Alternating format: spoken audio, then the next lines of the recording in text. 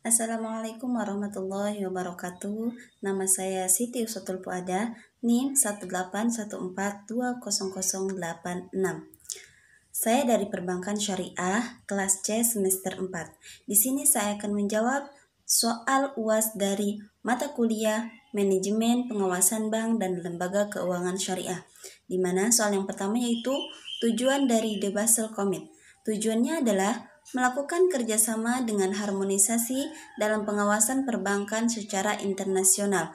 Dengan adanya harmonisasi standar internasional tersebut di dalam pengaturan dan pengawasan bank, perbankan diharapkan dapat memperbaiki iklim dan lingkungan operasi bank-bank yang aktif melakukan transaksi internasional di era globalisasi ini.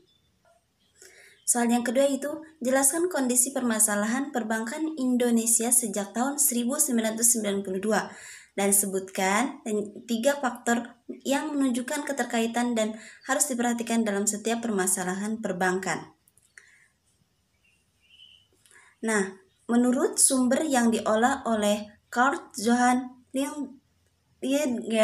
Liebgen, Indonesia mulai menghadapi masalah perbankan yang signifikan sejak tahun 1992 dengan indikasi kredit bermasalah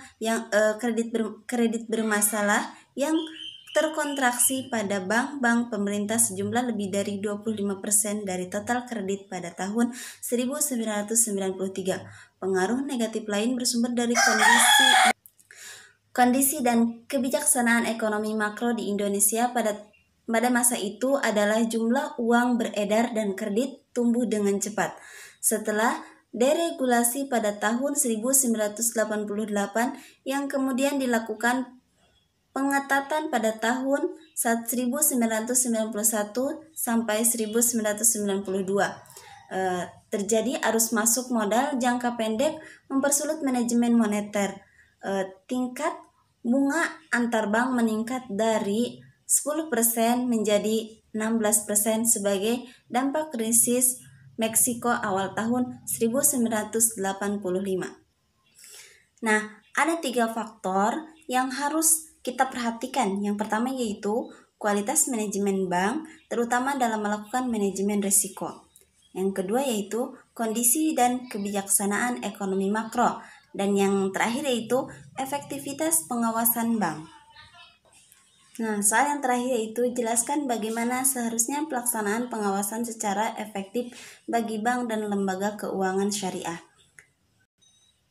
Nah, untuk dapat melakukan pengawasan bank yang efektif, mau tidak mau memerlukan biaya yang cukup besar.